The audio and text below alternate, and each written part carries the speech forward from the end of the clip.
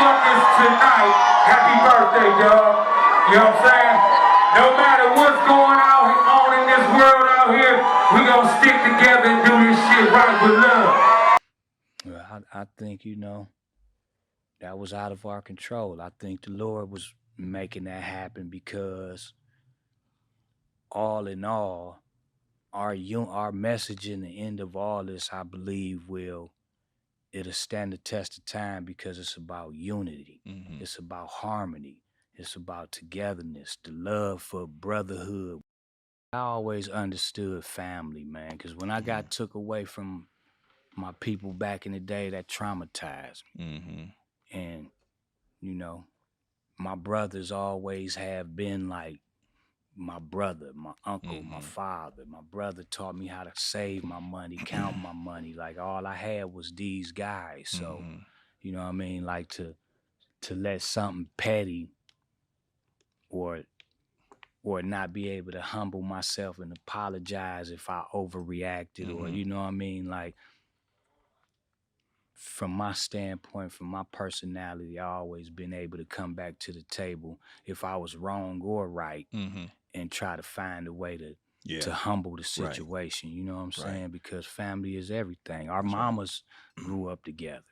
Yeah. I never cared about solo. I did one solo song on Faces of Death. I went and got Crazy Bone to help me do the chorus line. You know what I mean? Like I wasn't confident with that shit. Like now it ain't nothing now, you know what I'm saying? But I had to train myself in that and I wasn't ready. I wasn't confident, so I put Busy first. Within an 18-month period, we had became famous, lost our mentor, battling record companies. Yeah. So we went from nothing to something to nothing real fast. Yeah. Back to something to nothing. Right. Riding the roller coaster of life. Yeah. Man, I ain't gonna never do y'all wrong. I remember one time he showed me a check for $80,000 to Ice Cube. He like, I ain't fucking him. Look, I gotta pay him this right. He was trying to win art because he had that stigma of doing artists wrong. Yeah. So I would ask him, like, nigga, don't play with us, E. Yeah. Like we ain't got nothing. Like you all we got, and we bonded.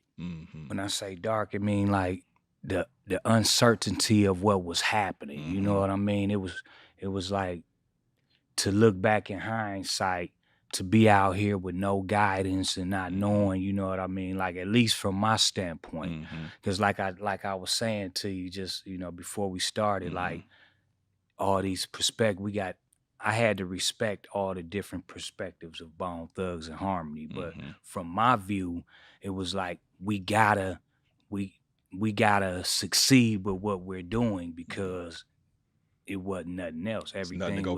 Everything was uncertain. And life changed drastically. I'm talking about so fast. We went from selling dope 1 year. So I'm gonna give you a timeline. So we left Cleveland November 23rd, 1993. One-way bus tickets, right? Boom. We, from 93 November to June 24th or June 23rd, 1994 is when Thuggish Ruggish Bone came out. So in that little short time, we one-way bus tickets, met Eazy-E, recorded an album, boom, boom, boom, and now we still ain't got no money though. Yeah. Don't get me to it. Don't get into it. We still ain't got no money. But Thuggish Ruggish Bone came out within that wasn't even a year's period. That's how hard and fast we worked. We was running circles around niggas. You know what I'm saying? So when that dropped in 94, we kind of we went back to Cleveland, and we was in Cleveland when the record came out. Heard it on the radio for the first time. So from there, not even a year's period, we went from struggling, homeless, to taking Eazy-E back to Cleveland to do a video. Right. You know what I mean? Like we told niggas we about to go to California. We gonna meet Eazy-E, and boom, boom, boom. We gonna come back and we gonna shoot a video, and we did all that. And I'm just so grateful that me and my niggas was those niggas that he bonded with, and he passed that torch to us. You know what I'm saying? So that's why I'm Eazy-E forever.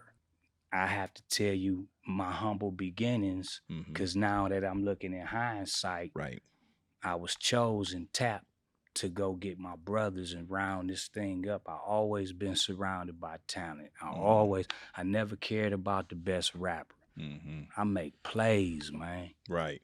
You know what I'm saying? Like every deal we got, I put that shit on the table. I mean, you know, man, that was a time in life, man.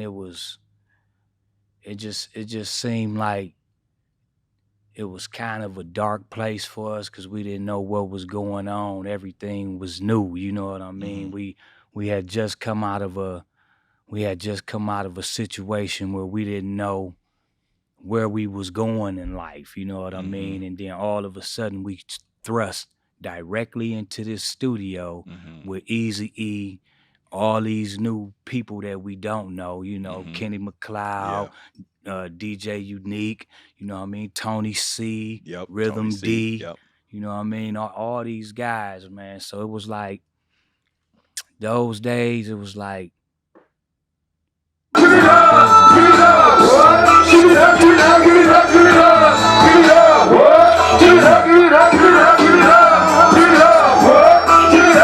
us went to the bathroom. All of us went to the bathroom, like even in the studio. Yeah. You know what I mean? Like you watch the doors. That's like, right. We gonna be. We used to do the same shit. You know what I'm saying? So, and we didn't know nobody, but it was dark, but it was exciting because it was like, okay, now we got this opportunity. And Eazy-E used to let us do whatever we wanted to do. You know what I mean? We would hum our ideas. We had different things that we already wanted to do. You know, songs that we wrote that had melodies, and they knew how to take that and harness all that. You know what I mean? So, man, that time, that was the most magical time that I'm laying it out there. That's right. Because I want people to understand that my contribution to this whole thing, because I never had a break from Bone. Saying like every deal we got, I put that shit on the table. Crazy Bone want his business non-confrontational. Shit, I got I put Busy first and Crazy next, because really I ain't know which one of them needed to go first. You know what I'm saying? But so them two deals got done at the same time. Okay. Back in '96, I got them niggas $1.2 million, like boom, like nigga, y'all bap bap bap. Yeah. Yeah, I did that. Okay. Didn't nobody never say thank you, but I ain't give a fuck because I was living my dream. Wow. Mo Thug. Yeah. I always was on my Eazy-E. He felt we deserved more. Okay. You know what I mean? But at the same time, I felt like niggas would probably mismanage their money too. You know what I mean? And then I always felt like, you know, the money gonna come. Yeah, that's right. Period.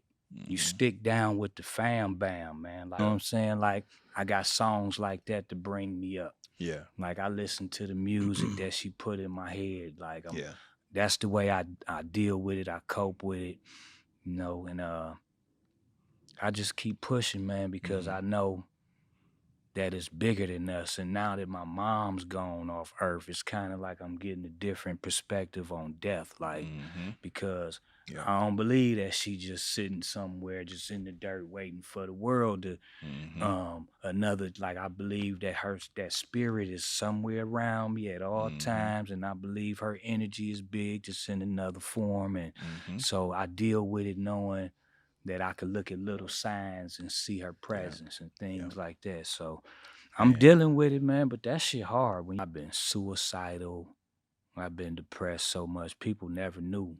That's right. I was depressed. Yeah. I kind of had to diagnose myself. Yeah, you get good at hiding it. Yeah, like especially when you always got a smile. Yep, you in the limelight. You know what I'm saying? So it's like, but I deal with it because I learned that I need to talk to somebody. You know what I'm saying? Because as long as you can communicate if you to the point where you can't communicate, you really need help.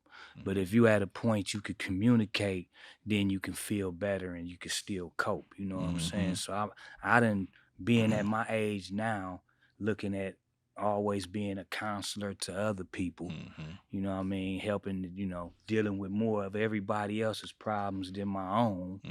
You know, I found out that, you know, it's different phases of this depression thing. You know what I'm saying? That's right. So just genuinely caring and being able to talk to people and helping other people always helped me. Yep.